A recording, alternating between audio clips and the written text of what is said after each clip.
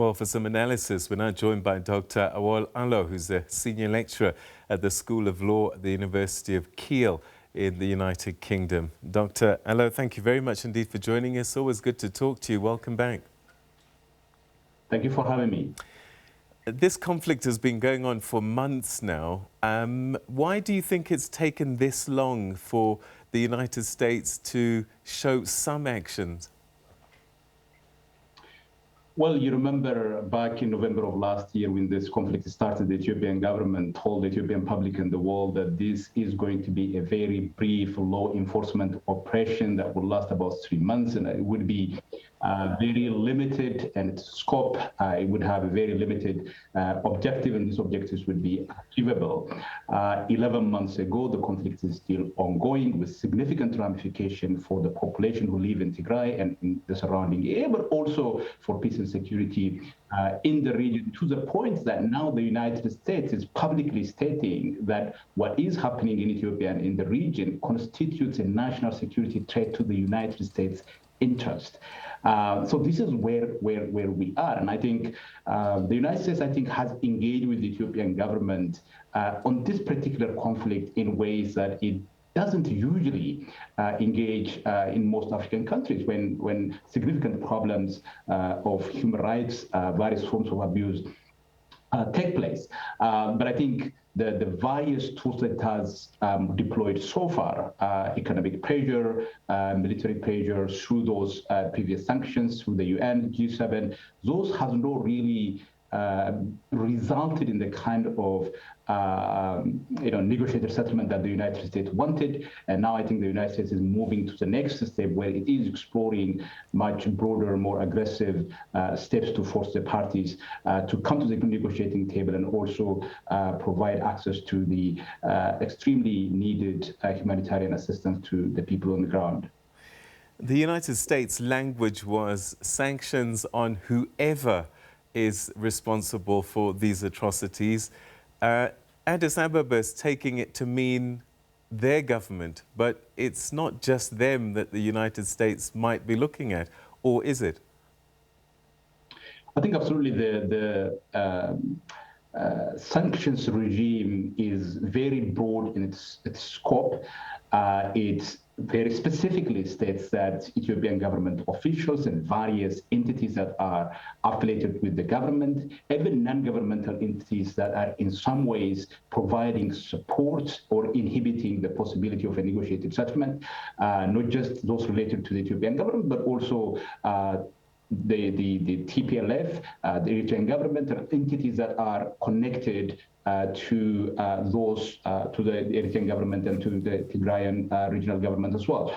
But obviously the Ethiopian government feels that it has been singled out in terms of how pressure was exerted by the international community, not just the United States. And there's this constant denial about the ways in which the Ethiopian government went about prosecuting the war. And I think that is mostly what comes through in this response that the Prime Minister put out today. The Ethiopian Prime Minister said that they would not succumb to what he terms consequences of pressure engineered by disgruntled individuals. Who does he mean? It's not quite clear. I mean, there is quite a lot in that letter that seemed very unhinged to me, and also really doesn't seem to have taken account of what's actually going on the ground. People are suffering, ordinary people are suffering. In Tigray, about 5 million people are in need of emergency assistance. About 900,000 people are in what the United States government is describing as a famine-like situation. In the same way, in the Oromia region, in the Amhara region, in the Afar region, there are a significant number of people who need humanitarian assistance. The economy in the country is in free fall. People are suffering. So for the Prime Minister to simply state that the country would not be pressured by countries such as the United States, the Europeans, who have significant tools at their disposal, I think that doesn't seem to have taken the realities on the ground into account. But I think what the United States is saying in this case is that the only way to solve this problem is through political means. There can be no military solution. I think it's not just the United States, countries in the region, significant number of individuals, independent observers who look at Ethiopia agree with the notion that there can be no military solution. There has to be a negotiated settlement. And the United States is saying, we are prepared to use these tools at our disposal to pressure the parties to come to a negotiated settlement. So the response on the part of the government, I think, is very much reflective of the kind of hysteria, the kind of delusion, I think, that gripped the Ethiopian state, particularly the pro-war war camp. The Tigrayans are seen as the victims largely in this conflict, but we are seeing Tigrayan forces pushing south, particularly in areas like Amhara, where there were already disputes about certain areas and territories. Are we now seeing a conflation of issues in this movement, and what does it mean to the equation? I think there is a lot of false equivalence that is being drawn in terms of how the various atrocities that are being reported are presented to the public. There are very clearly reports from credible international human rights organizations that indicate that some atrocities have been committed by Tigrayan forces. So if we accept what Amnesty International Human Rights Watch tell us about the Ethiopian government and the conduct of its forces, we should be prepared to accept what they tell us about the other entities that are involved in this conflict as well. So there are reports that are coming saying the Tigrayan forces are also responsible for some atrocities. But I think the scale of these atrocities is such that the conduct of the Ethiopian government, the Eritrean government in Tigray cannot really be equated with the reports that I have seen and attributed to the Tigrayan forces. Could these sanctions extend to Abiy Ahmed himself, because he is the commander-in-chief? Well, politically speaking, if the United States wants to continue to engage with the Ethiopian government, I think it would make it very difficult for itself to sanction the head of the government, but of course, when you look at the language of the sanctions, it basically refers to Ethiopian government officials, so that includes the head of government as well. But in most cases, the tradition has been that the sanctions are not really imposed on the head of the government, at least while they are in office.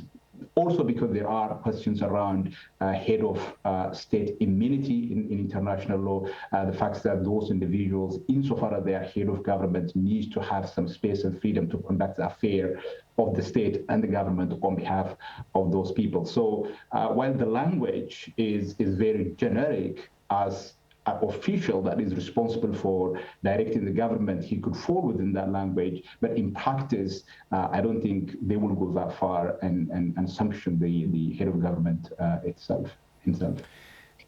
Prime Minister Abiy Ahmed may be feeling emboldened by recent election wins, but I'm sure he does feel the pressure, and I wonder if that will translate into perhaps sticking to his guns and refusing to back down. If we look at the language he's using with the United States, this doesn't sound like someone who's going to respond positively to any kind of threat.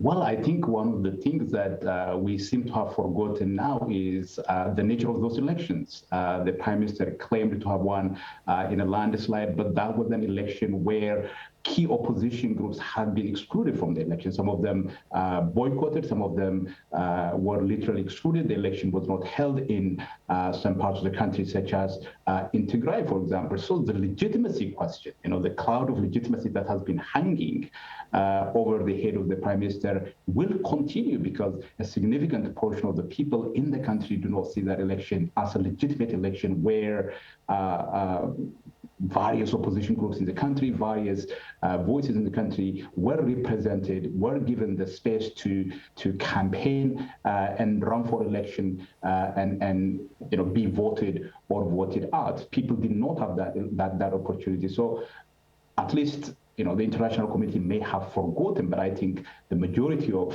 the Ethiopian people would know what happened. So I think that when it comes to the question of legitimacy, the Prime Minister still faces a significant challenge. So he is trying to leverage, you're absolutely right, he's trying to leverage what he described as a democratic election that have never been seen in the history of the country.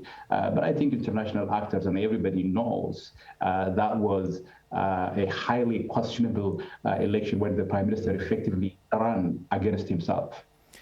Before this conflict escalated between Mekele and Addis, there were talks back then that these two sides needed to sit down and negotiate for a settlement going forwards. Are we past that point now? I mean, are we now at a point where the only solution for Tigray is secession and the only solution for Addis is a complete annexation? That's a really important question because before the war, a lot of people were hopeful that there was at least the potential for the two forces, for the two sides to come together and agree a negotiated settlement. It wasn't impossible at that point. But I think once you entered the territory of an armed conflict, particularly the armed conflict of the sort that we have seen over the course of the last 11 years, where it's not just significant level of violence against the civilians, but also a significant rhetoric of hate, of dehumanization against one another, to the point that it is very difficult at this point to see how these two forces could come together, sit around the table, actually discuss the future. It really is very difficult. And I think what you see in the letter, in the letter put out by the Prime Minister, is precisely, I think, an expression of how little desire there is on the part of the government. I think you can see the same on the other side as well. I think the other side is saying, because, when a particular group is up against the state, obviously you are looking at significant asymmetries in terms of power. So the Tigrayan side has been saying that we are willing to negotiate provided that these reasonable conditions are met. The Ethiopian government's position is that we cannot negotiate with terrorist organizations because they have declared them as terrorist entities. But I think the war, the violence, the hatred, very genocidal language that is used by higher level Ethiopian officials in particular, I think that has made it very, very difficult for a negotiated settlement to this problem. A lot of the Tigrayans, I think ordinary people, seem to believe at this point that their future lies outside the Ethiopian state, but in practice, how that would work and whether the Tigrayan leadership actually takes that as a serious and credible alternative, I think that's a slightly difficult question to decide at this point. But I think the position of the population seems that they see their future outside Ethiopia, mainly because of the way in which Ethiopia treated its own people, inviting a foreign enemy from another country and allowing them to punish the civilian population. So basically two things, right? One, I think the war has made a negotiated settlement very, very difficult. Two, even if there was some kind of negotiated settlement to end the hostilities, I think it is very difficult to see how these two forces and the various stakeholders in the Ethiopian state would come together and agree on a deal for the future of the Ethiopian state. I think that is very, very difficult at this point.